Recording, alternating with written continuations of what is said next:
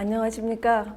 발달장애를 가진 자녀들을 둔 부모님들을 위한 시간입니다. 당신 곁에 부모연대, 줄여서 당부입니다. 우리가 이 시간을 통해서 서로 위로도 하지만 필요한 부분들에 대해서 공부하고 그 부분들에 대해서 잘 알아야 된다는 서로에 대한 당부를 하는 시간이기도 하거든요. 24년도 초에 서울에서 조금 충격적인 사건이 있었어요. 코로나 상황도 아니고 발달장애 행동조절 문제가 있는 발달장애인 청년이었는데 집에서 이제 분노 발작을 하다가 유리창을 다 깼어요. 그러다가 그 유리창에 팔뚝을 아주 심하게 베었거든요. 이분이 이제 병원에 가서 봉합도 해야 되고 소독도 해야 되니까 119를 타고 돌아왔어요. 네. 근데 무려 20몇 군데 병원에서 다 거절을 했어요. 그러니까 119 타고 가면서 병원에다가 이런 발달장애인 청년인데 응급치료가 필요하다라고 요청을 했는데 병원에서 우린 그 치료가 안 된다. 물론 이제 의료 파업 상황이긴 해요. 그렇긴 하지만 이분이 행동조절에 큰 문제가 있는지 없는지 얘기하지 않고 그냥 발달장애가 있다는 것만 얘기했는데도 병원에서 안 받아줬거든요. 그래서 며칠이 걸렸어요. 치료를 못한 상태로 며칠이 걸리고 하다가 결국은 이제 지방에 있는 정신병원 쪽에 가서 진정을 하고 그리고 이후에 치료를 했다고 들었어요. 근데 이 일을 겪으면서 우리 그 발달장애 부모들이 받은 충격이 이루다 말로다 못했어요. 그러니까 아플 때 병원 진료를 수술을 응급 치료를 받을 수 없는 상황이구나 우리 아이들이 이런 생각을 했거든요. 충격적인 건데 이 상황에 대해서 들으시고 어떤 생각이 드셨어요, 선생님? 자세히 듣지 저도 지금 이 사례들은 사실 처음 알게 됐는데 사실 이게 의료 파업하고도 관련이 있을 것 같고 그리고 또 하나는 이게 만일에 이제 비장애인이었다라고 하면 지금보다 좀 더 수월했을 수도 있겠다라는 생각도 좀 들어요.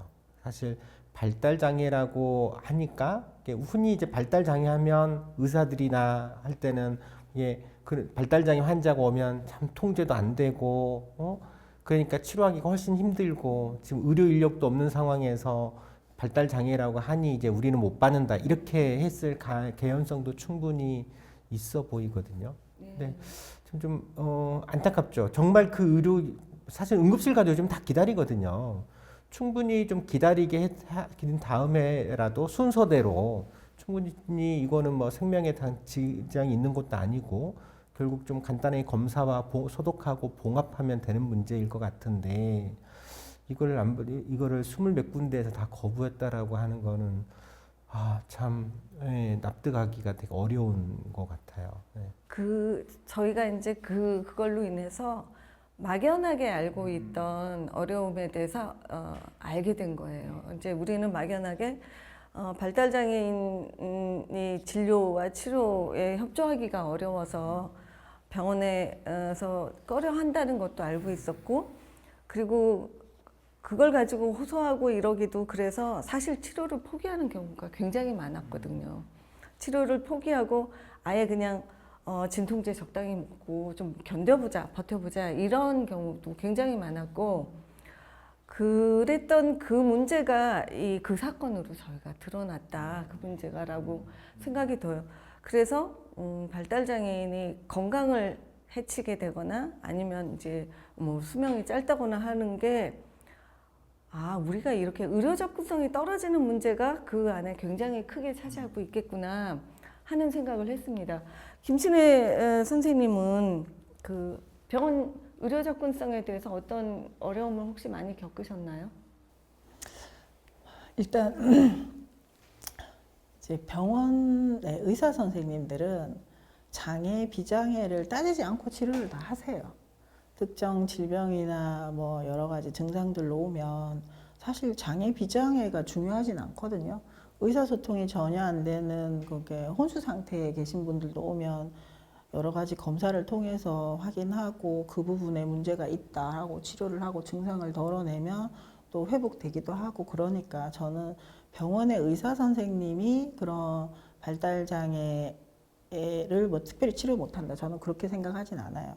지금 현재 이제 시스템의 문제로 지금 발생된 거는 의료 파업 과정에서의 그 굉장히 이제 약간 병원이라든지 그런데 좀 뭔가 되게 민감하게 저항하고 환자들이 실제 어려움을 겪고 있다 이런 것들이 현실로 좀 반영된 특별한 케이스였다고 보고 그래서 이제 그 덕분에 부모님들은 관심을 갖고 이게 심각하구나 이렇게 인지하게 되었지만 저는 의사 선생님들이 다 그렇게 악마처럼 그렇진 않다고 봐요. 원래 휴먼 서비스 직종이라 본인들이 사람을 치료하고 고치는 데는 되게 그래서 우리가 전문의를 주는 거잖아요.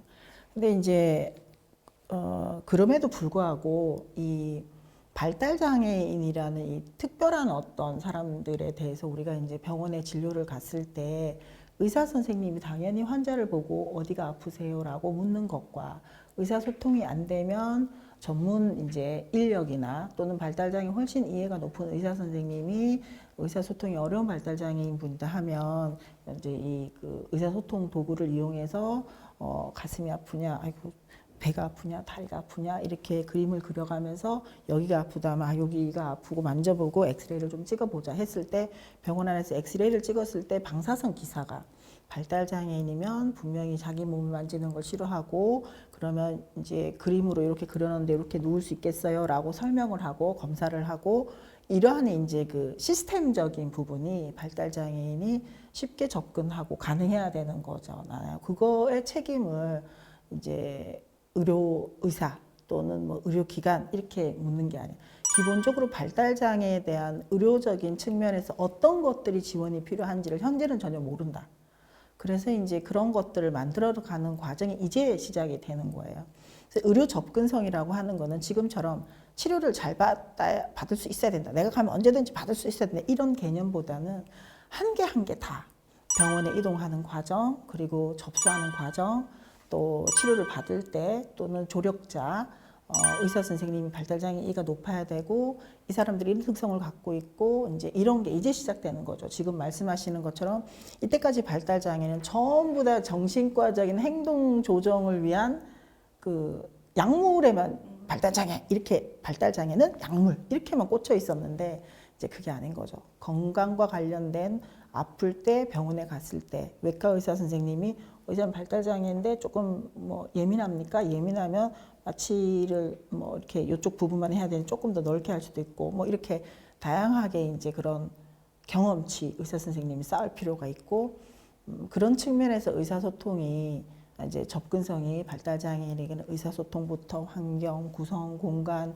병원 안에 제공 인력 이런 사람들이 다 세팅이 돼야 된다. 그게 거점 병원이다. 그런데 이번 사건은 거점 병원이 전혀 작동도 하지 않았고 굉장히 이제 독특한 케이스라고 봅니다. 근데 아까 선생님 말씀하실 때 지금 지역에서 환자들 진료하는데 발달장애도 많이 못 보셨다고 했잖아요. 네, 많이 보죠. 분명히 그 지역에 발달장애인들이 있을 거고 아플 거고 선생님을 찾아야 될 텐데 왜 많이 못 본다고 생각을 하세요? 그래서 제가 이제 사실은 이제 가정의학하고 또 주로 역할 분담이 좀 있다 보니까 저는 이제 성인들 중심으로 또 이렇게 연령대가 끊어서 보거든요. 또 이제 소아면 무조건 이제 소아과로 이제 소아과 이 선생님이 계세요. 그러니까 이제 그쪽에서 아마 진료를 하고 그랬을 것 같고 또 적지 않게 발달 장애가 있으신 분들은 아마 계속 고정적으로 다니는 좀 주로는 이제 큰 의료기관급에서 종합병원급에서 많이 또 어렸을 때부터 계속 다니다 보니까 쭉 이어서 다니시는 분들이 좀 많으실 것 같아요. 그런 거 요인이 있지 않을까요? 그러게요. 제가 왜 이 질문을 네, 드렸냐면 저희의 소원이 내 집 앞에 있는 친근한 병원이 있었으면 하는 그런 거거든요. 이게 가능하려면 어떻게 좀 뭔가 시스템이 어떻게 갖춰져야 된다고 생각을 하세요. 너무 막연한 질문을 드린 것 같은데. 뭐 해결책이 없는 건 아니죠. 있습니다. 있고 좀 설명을 좀 드리면 지금의 이제 물론 이제 저기 지속적으로 다니는 친절한 의사 선생님 집 앞에서 정말 주치의처럼 다니시는 분들도 계시고 또 그런 데를 찾으려고 해도 못 찾는 분들이 사실은 더 많을 거라고 봐요. 그나마 집 근처에서 지금 현재 시스템 하에서도 주치의처럼 잘 봐주고 친절히 대해주고 동네에 그런 의사 선생님이 계시면 그분은 정말 제가 볼 때 운이 좋으신 거예요. 운이 좋은 거예요. 우리 제도 때문에 그게 된 거 아니에요. 다행히 그런 선의를 가지고 있는 의사 선생님이 거기에 계셔서 만난 거죠. 근데 다수는 그런 선생님을 갖고 만나기가 생각보다 쉽지 않을 거예요. 지금 이제 장애인 주치 제도도 잘 안 되는 이유 중에 하나이기도 하거든요. 그러니까 그거는 단순하게 의사가 선의가 꼭 없어서 이렇다라기보다도 현재 가지고 있는 의사들이 장애인을 봤을 때에 대한 메리트가 없죠. 오히려 손해를 본다는 생각을 갖고 있어요. 왜냐하면 여전히 지역에서 의사들은 굉장히 정신없이 아침 9시부터 6시까지 진료를 하거든요. 계속 진료를 하는데 장애인이 오면 훨씬 많은 시간이 소요돼요. 그렇죠. 네, 많은 시간이 소요되지만 진료비 받는 건 똑같아요. 그러니까 사실은 비장애인을 더 많이 보는 것이 사실 경제적으로 냉정하게 더 이득인 거예요.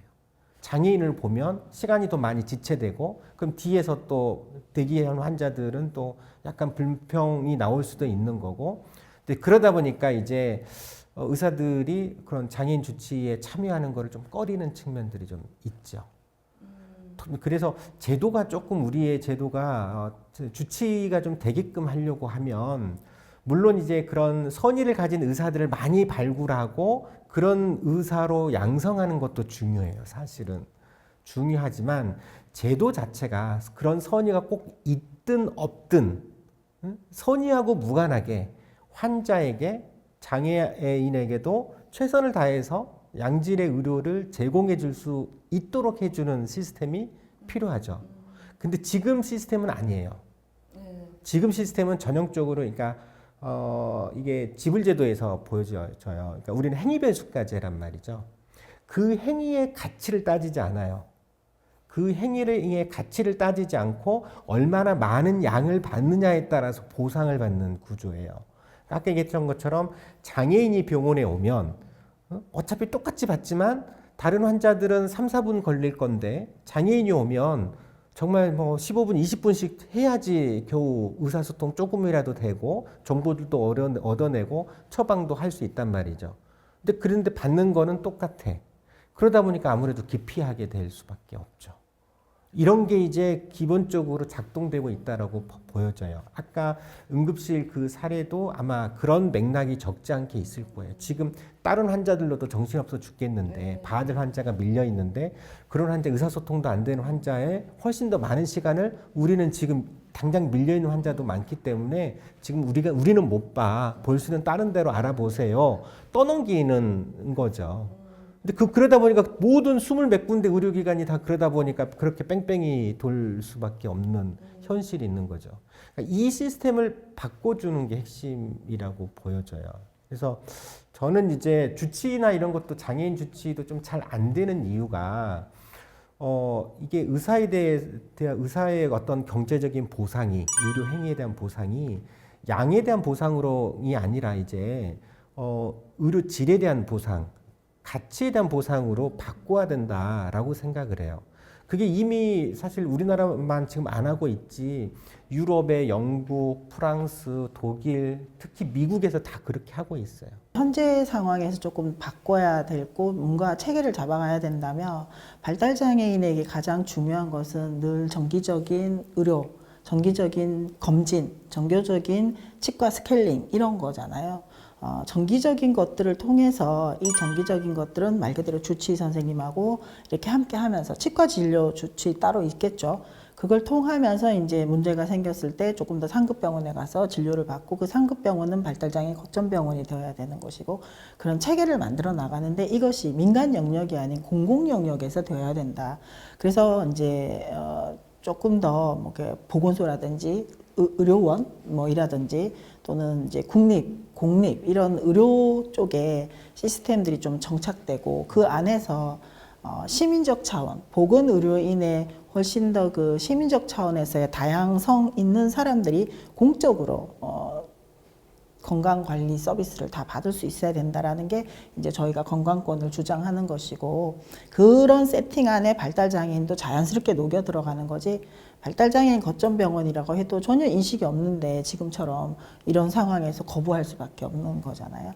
이제 그거 하나 하고 이제 제가 조금 더 하나 이제 시간이 다 되어서 이제 마치기 전에 한다면 건강이라는 게 보건의료적인 서비스만으로 다 되는 건 절대로 아니다.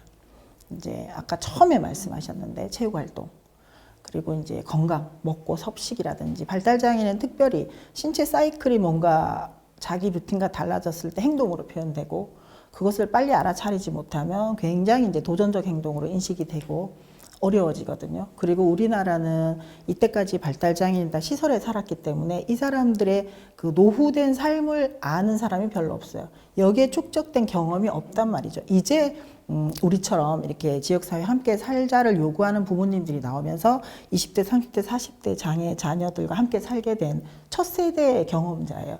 이제 이 세대를 거치면서 우리가 어떻게 지역사회에서 건강을 유지하게 할 건가, 이게 낮 활동을 하면서 어느 정도의 건강생활과 어떤 시스템으로 건강병원에 접근하고 어떻게 구강검진을 하고 이제 이런 것들을 첫 세대로 만들어 가는데 저는 우리가 좀 지혜롭게 해야 되고 이런 차원에서 하나의 운동 방향으로 어떻게 가져갈 건가 이런 걸 부모연대가 같이 좀 고민해주면 좋겠다 라는 말씀을 드리고 싶네요.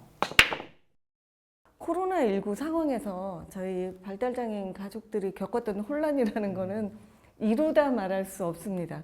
그때 정말 뭐 자가격리 하라는데 자가격리 안 되는 사람들을 두고서 자가격리 하라고 하니 그게 안 되고 또 입원을 해야 되는데 입원실도 발달장애를 가진 분들 특히나 행동문제 있는 분들이 입원할 만한 곳도 없고 간병인 구하기도 어렵고 그래서 아직 감염되지 않은 엄마 아빠가 같이 그냥 감염되기를 각오하고 같이 입원하고 그런 일이 있었거든요. 근데 그 엄청난 혼란을 겪고서 이제 간신히 빠져나온 건데 그거는 어찌어찌해서 그냥 빠져나온 거지 그 안에서 저희가 그 상황을 다 복귀하면서 뭔가 그때 부족했던 그것들을 다 만들어 놓고 백서 만들어 놓고 빠져나온 게 아니잖아요. 그래서 그런 상황이 또 닥치면 발달장애인들은 또 그런 혼란을 또 겪게 되겠구나 하는 생각을 했습니다. 물론 그거는 뭐 시설에 계신 분들도 다 마찬가지고 치매 어르신도 마찬가지인데 그것에 대한 이제 또 공포가 있거든요. 선생님 생각하시기에 그거 어떻게 하면 좋을까요? 정말 말씀하셨던 것처럼 또 다시 이 문제가 생기면 또 다른 코로나가 생기면 똑같은 혼란을 알면서도 또 당할 수밖에 없고 그 고통을 또 경험할 수밖에 없을 것 같아요. 그래서 이거를 그래서 빨리 좀 해결을 해야 되는데 사실 우리 사회가 거기에 대한 논의가 사실 많지가 않아요. 많지가 않아요. 그러니까 초창기에는 어쨌든 뭐 너그럽게 이해해 준다라고 하면 어찌됐든 이렇게 이제 소수에는 배려를 못 해주고 다수 위주의 정책을 할 수밖에 없었다라고 하지만 그 경험을 바탕으로 이제 그 이후에 또 같은 문제가 닥쳤을 때는 그런 이제 그때 당시에 소외됐었던 그런 이제 소수 장애인이나 정말 이렇게 치매 어르신들이라든지 거동이 불편해서 제가 있는데 불편하신 분들을 어떻게 그 다음엔 또는 대책을 세울 것인지에 대한 논의들이 있어야 되는데 잘 안 보여서 그건 참 되게 정책적인 문제거든요. 정부가 이제 행정적으로 해결해야 될 문제인 건데 지금 정부가 너무 관심이 없는 것 같아요. 근데 답이 없는 게 아니거든요. 답은 있고 얼마든지 그걸 할 수가 있어요. 그러니까 장애인들을 포함해서 거동 불편하신 분들이 사실 예방접종조차도 집에서 못 받았잖아요. 예방접종도 못 받았어요. 받으려면 무조건 나와야 되고, 나가서 놓겠다라고 하는 것도 정부에서는 그거 안 된다라고 했었던 걸로 알고 있거든요. 그런 이제 문제들이 있었고, 일부 조금씩은 이제 정부도 이제 정책으로 내온 거는 있는데 너무 멀어요. 예를 들면 지금은 이제 코로나 이후에 이제 재택의료가 되게 중요하다는 것이 많이 강조되면서 그래도 조금씩은 재택의료, 지금 현재 시범 사업 정도 하고 있거든요. 시범 사업 정도 하고 있고, 정부 계획에 의하면, 아니 난 내년이라도 당장 할 수 있는 건데, 정부 계획에 의하면 2027년부터 앞으로 3년 후부터 이제 시군구마다 1개 이상의 재택의료센터를 설치하겠다라는 거예요. 아니 시군구에 재택의료센터를 설치하는 게 그럼 당장이라도 할 수 있거든요. 어렵다고. 그러니까요. 그게 뭐가 어렵다고 지금 시범 사업을 몇 년씩 해가지고 지금 하고 있는지 좀 답답한 게 있어요. 그리고 또 지금 시범 사업에서도 이제 또 문제가, 재택의료 사업의 문제가 장애는 빠져 있어요. 재택의료 지금 시범 사업에서 빠져 있습니다. 그러니까 시범사업에서. 장기 요양 환자들, 장기 요양 등급을 1등급부터 5등급까지 받잖아요. 예, 그 중에 이제 재가에 계시는 장기 요양 환자들을 대상으로 하는 거예요. 근데 장기 요양 환자는 등급 환자는 규정이 딱 있어요. 나이로 무조건 65세 이상, 65세 이상 이전이라고 하면 노인성 질환이야 되는 거예요. 그러니까 대표적으로 뇌졸중이나 치매 같은 게 있으면 65세 이전에도 해당이 되지만, 결국 그래서 이 발달장애 아이들, 젊은 발달장애인 경우에는 이 사업 대상의 혜택을 못 받아요. 그러니까 재택의료에도 빠져 있는 거죠. 간병에서 제일 큰 문제가 진짜 간병 피로도가 높은 어르신들은 또 이렇게 병원에서 통합간호간병 병동에 입원을 안 시켰어요. 손이 많이 가는 환자들은. 손이 적게 가는 분들만 통합간호간병에 주로 입원시키는 게 작동이 됐거든요. 이제 그러다 보니까는 정부에서 이거를 좀 보완해야 되겠다라고 해서 안 한 것보다는 저는 잘한 거라고 보는데, 그러니까 중증 환자에 대해서는 별도의 규정을 뒀어요. 인력 기준을 둬서 간호사 1명이 4명까지 볼 수 있도록 했거든요. 그래서 좀 더 중증이면서 간병 피로가 필요하신 분들에 대해서는 좀 더 혜택을 볼 수 있는데, 여전히 장애인은 빠져 있어요. 여전히 장애인들이 입원을 하게 되면 현행 간병 제도의 혜택을 누리기가 너무너무 거의 불가능해요. 그런 부분에 대해서는 왜 또 고려가 빠져 있지? 이런 생각이 좀 드는 거죠. 그러니까 그런 부분에 대해서는 결국은 어쩔 수 없이 계속 우리 당사자들이 계속 요구하고 목소리를 낼 수밖에 없어요. 그래야지 조금이라도 좀 받아들이는 것 같아요. 지금 이제 그 의료와 관련해서 이제 변화되어야 될 어떤 부분을 말씀하셨는데, 그게 이제 제도적으로 구축되기 위해서는 지금 말씀처럼 당사자의 요구가 들어가야 되고, 우리가 이제 인지해야 될 것은 당사자의 요구라는 거는 그 논의 테이블, 그러니까 재택의료센터가 시범으로 운영되며 그 논의 테이블 안에 당사자들이 들어가야 되는 거죠. 그게 이제 주체적인 결정을 내리는데 훨씬 더 작동이 되어야 되는데, 우리는 지금 보건의료라고 하면 굉장한 전문성이고 그렇게 인정되기 때문에 우리는 설마 우리가 거기 가서 무슨 얘기를 하겠어? 이렇게 얘기를 하는 거예요. 이제 저는 그걸에서 당당하자라고 우리가 건강권이라는 거를 주장하는 것이고, 이제 지금 의료 전문적인 거는 모르지만 우리가 요구할 수 있는 건 있어요. 코로나 때 방문해서 주사 맞춰도, 또는 내가 직접 갔었을 때 우리가 찌르는 주사 싫거든. 도장처럼 이렇게 딱 찍는 그런 주사 예전에 맞았잖아요. 우리 배치 맞고 다 했어요. 그런 수많은 기술적인 방법들도 있고, 그러면 그것을 의료진이 생각해낼 수 있는 아이디어를 제공하는 거 결국 우리들이거든요. 그래서 이제 결국은 이 보건의료 영역에서 당사자들의 요구가 분명히 포함되어야 되고, 그런 테이블, 회의 테이블, 국가가 행정을 결정할 때 회의 테이블에 이제 우리가 들어가야 되는 거죠. 이제 그런 것들이 요구가 되는 것이 또 우리 이제 발달장애 부모님들의 몫이고, 그것을 이제 자연스럽게 건강권으로 인식하는 게 필요하다라는 겁니다. 네. 부모가 이제 더 이상 돌볼 수 없는 나이가 되거나, 부모 하여튼 돌봄 부재 시에 남겨지게 되는 이 자녀의 건강은 어떤 식으로 관리가 돼야 된다고 생각하시는지, 그리고 또 하나는 지금 이제 도시하고 지역하고 차이가 좀 있잖아요. 그 부분에도 같이 엮어서 얘기 좀 해주시죠. 할 말이 많으시죠? 아니요, 이제 간단하게 얘기할 수 있어요.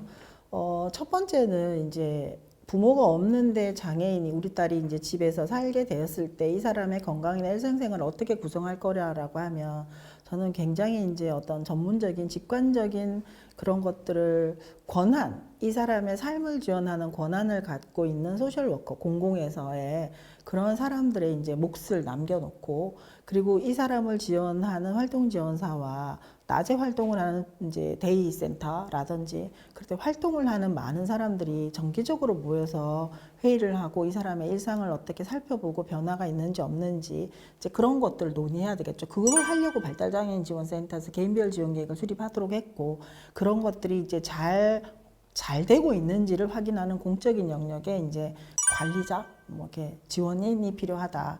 이것이 주거 코디가 되던 뭐 주거 지원인이 되던 이제 그런 이름으로 들어가게 되겠죠.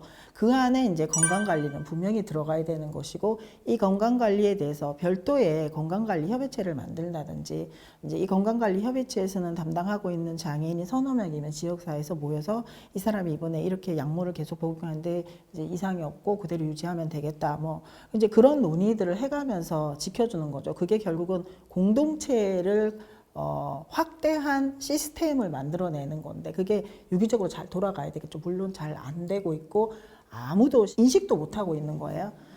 그렇지만 저는 이제 그게 잘 될 때 그게 가능하다고 보는 좀 이상주의자인 거죠. 하지만 돼야 될 것이고, 그렇지 않으면은 사실 뭐 지금처럼 반복되는 실수를 계속 경험하게 되는 거라고 봅니다.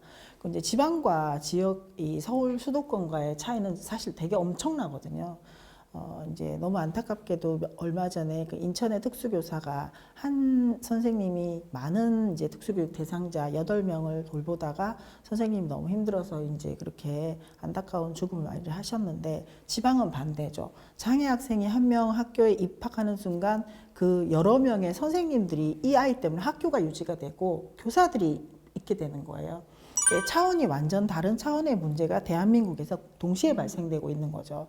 그래서 이제 그러면 명확하다. 지역의 특색을 살려야 되는 거예요. 수도권은 이미 큰 병원이 있으니까 큰 병원 중심으로 뭔가 작동되게 만들고, 농어촌 지역은 농어촌의 특색에 맞게 가야 되는 거죠. 그것이 공공이든 공립이든 완전 다르게 작동되고, 그러려면 중앙 단위에서 우리가 정책을 제안할 때 아까처럼 중복장애 어떤 우리가 제안을 한다 했잖아요. 그런 것처럼 정책을 만들 때의 기본적인 이제 균형감이 필요한 거죠. 아까처럼 왜 맨날 이렇게 다수 노인 쉬운 쪽으로 갈까요? 라고 했을 때 우리가 지방에 사는 사람, 최고 복지 서비스를 누리지 못하는 사람의 정책이 가장 우선적으로 만들어지는, 그렇게 되는 뭐 그런 것들이 이제 평균적으로 된다면 저는 좀 그게 균형감이 맞춰질 거라고 생각해요. 그렇다면 그러니까 중앙정부가 갖고 있는 조세로 갖고 있는 정책을 만들 때 큰 틀이 이렇게 만들어졌을 때 이 농어촌 지역에는 어떻게 작동되지? 어떻게 해도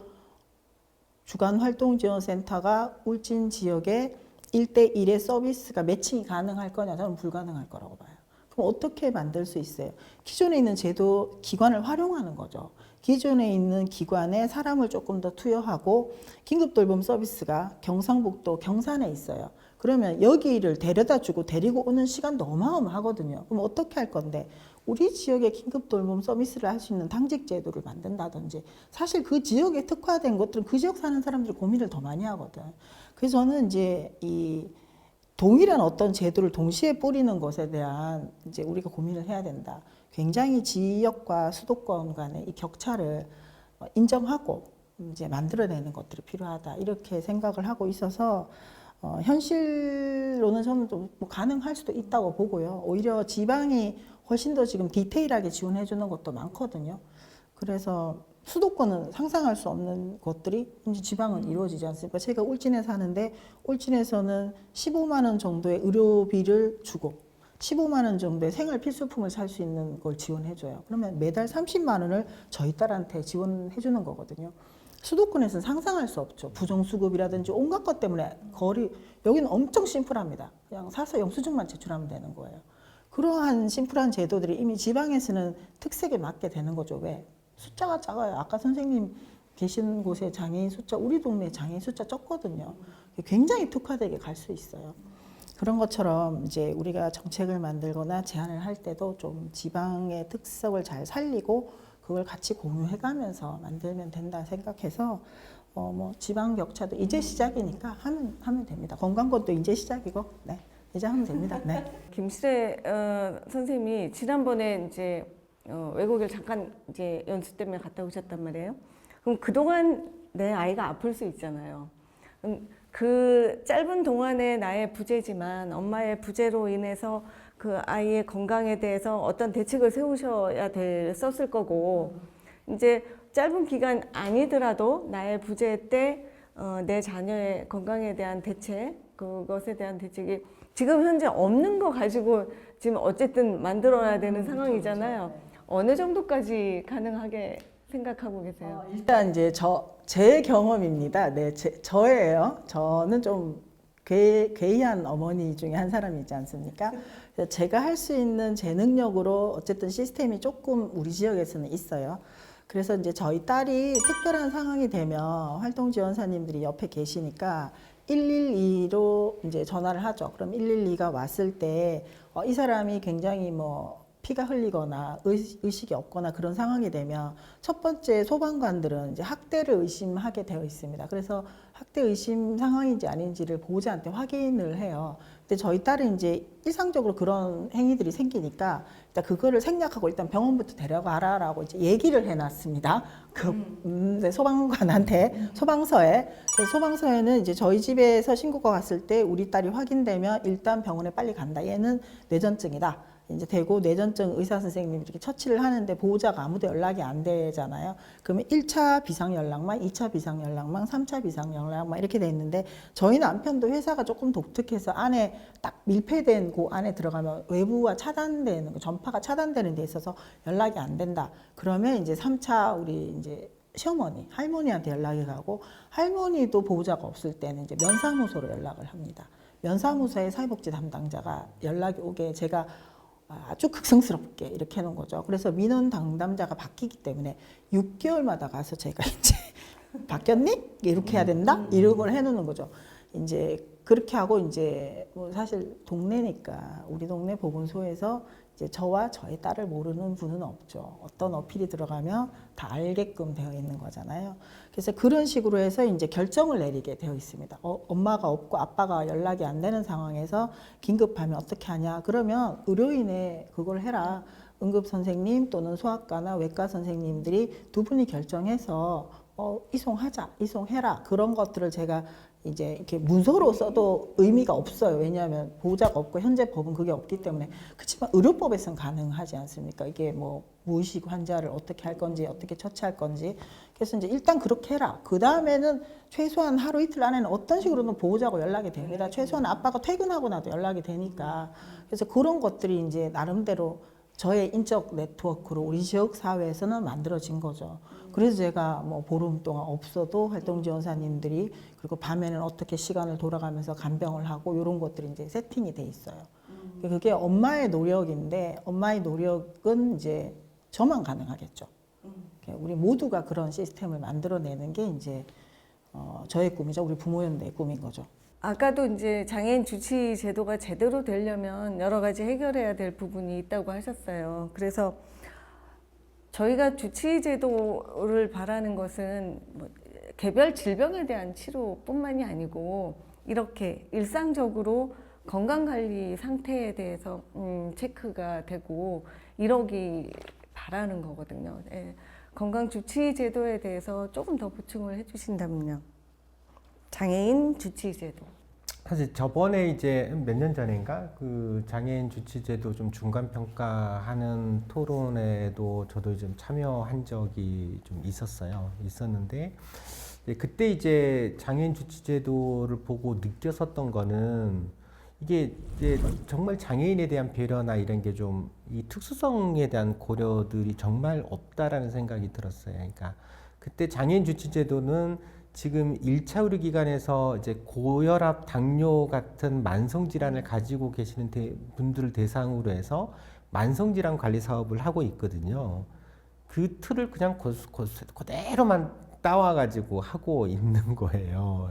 그러니까 잘 되기가 어렵죠. 그러니까 이게 이제 단순 고혈압 당뇨 환자들에게도 물론 이제 교육도 해야 되고 모니터링도 해야 되고 정기적으로 포괄 평가도 해야 되고 이런 데에도 시간이 많이 들어가긴 하지만 장애인을 대상으로 하면 훨씬 더 많은 노력이 들어갈 수밖에 없는 거거든요. 이제 그 틀을 그대로 하다 보면 이거 의사가 할 수가 사실은 없어요. 그러니까 한 사람을 그렇게 제대로 관리를 한다라고 하면 최소 초진은 거의 1시간 정도 걸릴 것 같고 그렇지 않으면 재진도 적어도 20-30분씩은 시간을 투여를 해야 되는데 그러면 그걸 하게끔 해줘야 된단 말이죠. 적어도 현재 행위별 수가제 하에서라도 그런 노력한 만큼 정도라도 적어도 보상을 해줘야 되는데 지금은 그런 노력한 만큼도 제대로 보상이 안 되는 시스템으로 되어 있다 보니까 작동이 잘 안 되죠.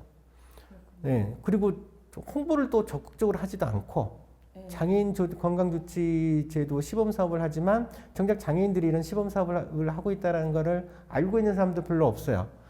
정부가 시범 사업 보도자를 하나 띡 하고 끝이야. 적극적으로 홍보를 하고 장애인들에게도 개별적인 안내도 해주고 이런 사업들을 하고 있다. 주변에 어떤 의료기관이 현재 참여하고 있다. 이렇게 해줘야지 되는 거거든요.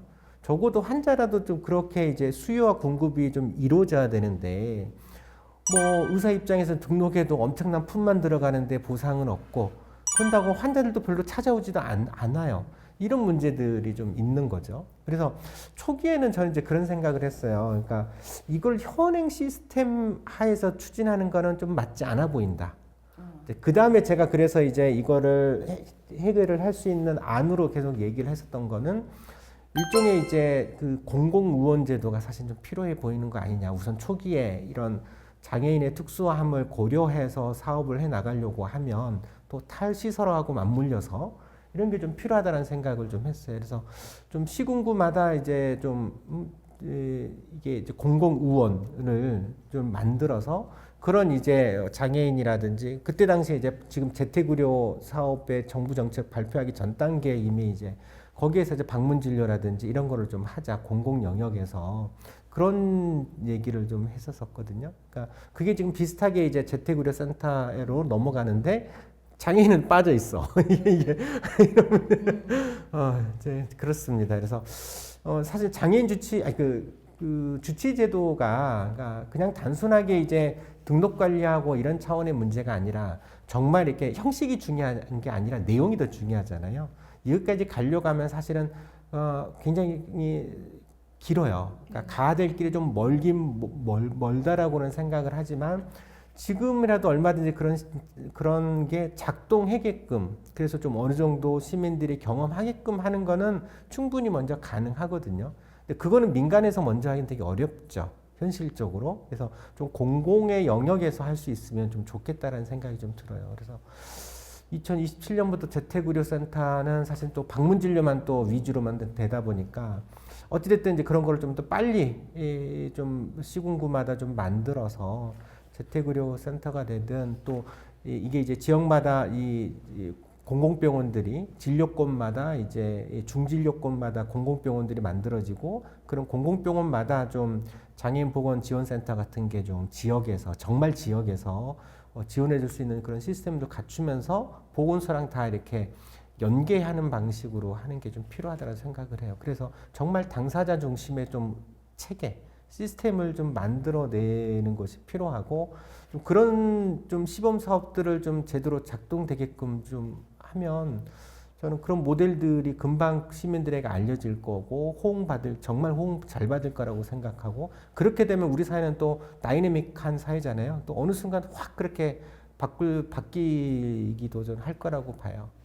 그런 모티브를 좀 만들어내는 게 그쵸. 중요하죠. 극적으로 바꾸려면 사실은 우리가 삭발뿐만이 아니라 뭔가 더 해야 될 것 같다는 생각이 드는데 오늘 이 시간에는 사실은 이제 어떻게 하면 장애를 가진 내 아이를 건강하게 사회 속에서 살아갈 수 있도록 할 수 있을까 하는 질문으로 시작했는데 계속 우리는 이제 우리 사회의 의료 제도를 손봐야 된다. 그리고 그러지 않으면 결과적으로 우리 아이가 건강하게 살 수 있는 환경이 만들어지지 않는다. 이 얘기를 자꾸 하게 됐어요. 그래서 다소 조금 어렵고 딱딱한 얘기로 흘러갔다라는 생각을 하실 수도 있는데 사실은 그게 가장 먼저 해결되지 않고서는 안 되는 부분이라서 그렇게 얘기를 한 것 같습니다. 근데 시간이 많이 지나갔고요. 이제 여쭙고 싶은 게 너무 많았는데 한 가지만 더 여쭙고 짧게 대답해 주세요. 우리 의료보험 얘기도 좀 해야 될 것 같은데 우리 자녀들이 의료보험으로 충분히 보호받지 못한다고 느끼거든요. 네, 어떻게 생각하세요? 큰 틀에서는 일단 의료보험, 건강보험 제도가 사실 굉장히 많이 좋아졌습니다. 아주 많이 좋아졌고, 이게 이제 보장률 지표로 계속 60% 초반대라서 별로 달라진 게 없을 거라고 보여지는데, 사실은 중증 진료라든지 또 입원 진료에 대해서는 보장률이 굉장히 많이 달라졌어요. 자, 상급 대학병원하고요, 동네 의원하고 비교를 해보면 어디가 보장률이 더 높을까요? 예, 압도적으로 대학병원이 보장률이 높습니다. 오히려 동네 의원이 비급여가 더 많아요.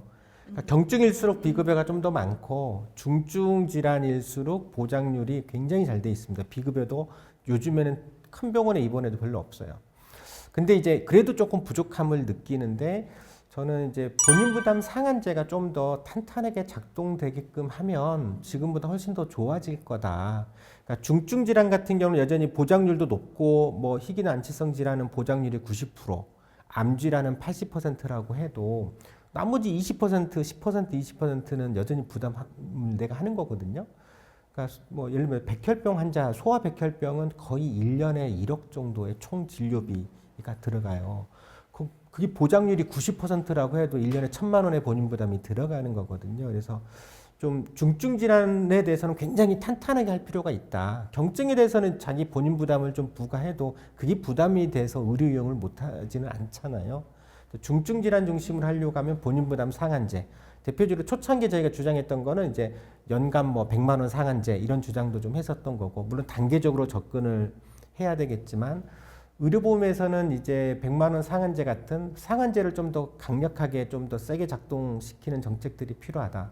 그다음에 이제 간병이 이제 건강보험에서 여전히 빠져 있는 간병 문제를 해결해 나가는 것이 필요한데 이게 굉장히 지금 보면 생각보다 재원이 많이 들어갑니다. 이제 요양병원까지 있고 그래서 간병 문제를 당장은 좀 해결할 필요가 있는데 일부 지금 통합 간호간병 제도가 시행되고 있지만 조금 문제 많은 제도 같아요. 그래서 요거를 좀 제도를 좀 개혁해야 될 필요가 있어요. 중요한 거는 정말 당사자가 간병이 필요하신 분들이 필요한 만큼 이용할 수 있도록 해주는 게 핵심이거든요. 근데 그렇게 설계가 되어 있지 않은 거죠. 그러니까 간병의 필요도를 따져서 중증도에 따라서 수가도 좀 차등적으로 해주고 이렇게 해줘야지 되거든요. 예를 들어서 발달장애의 장애인이 입원을 한다라고 하면 훨씬 더 많은 간병 필요가 가장 높을 거라고 봐요. 웬만한 중증 질환보다 치매 환자 어르신보다 훨씬 더 높겠죠. 그러면 그게 가능하게끔 제도 설계가 이루어져야 되는데 지금 제도 설계는 그러지를 못하고 있어요. 그래서 요걸 좀 많이 좀 바꿔야지 될 필요가 있겠다. 그리고 이제 모든 거를 의료보험으로 할 수는 없겠다라는 생각을 좀 해요. 그러니까 일부는 좀 의료의 일부는 사회 서비스화 시키는 것이 좀 필요하지 않을까라는 생각을 하거든요. 예를 들면 정말 이게 장애인 치과 같은 경우에는 이건 아무리 행위별 수가로는 수가를 아무리 높게 해도 얼마까지 높일 거예요. 이게 쉽지 않거든요. 저는 지역의 중진료권마다 인구 한 30-40만 명만 정도마다 이 공공병원이 있고 그러면 거기에서 이제 장애인 치과를 의무적으로 운영을 하는 거죠. 그건 이제 수가로 운영하는 것이 아니라 사실 인력만 있으면 되잖아요.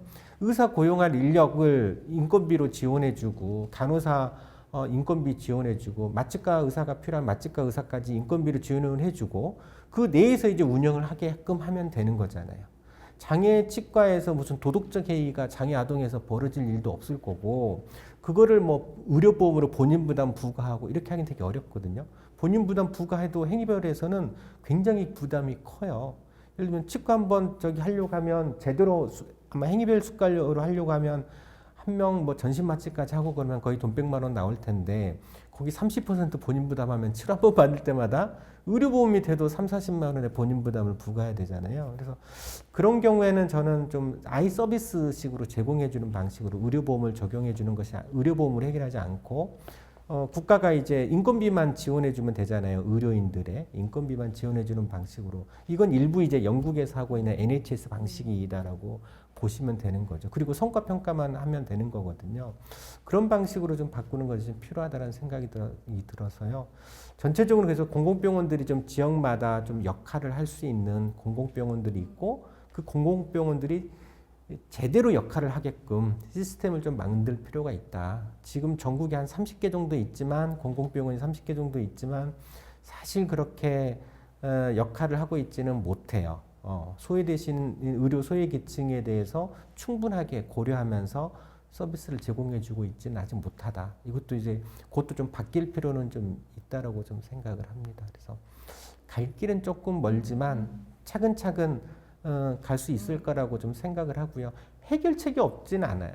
내가 볼 때는 해결책이 없진 않아요. 그래서 여기 당사자분들의 목소리가 일단 중요하고 그 목소리와 그 절절한 그 필요성을 주장하는 목소리와 이걸 해결할 수 있는 좀 정책들, 그 다음에 이거를 정치적으로 추진할 수 있는 정부, 이게 같이 어울려야 되거든요.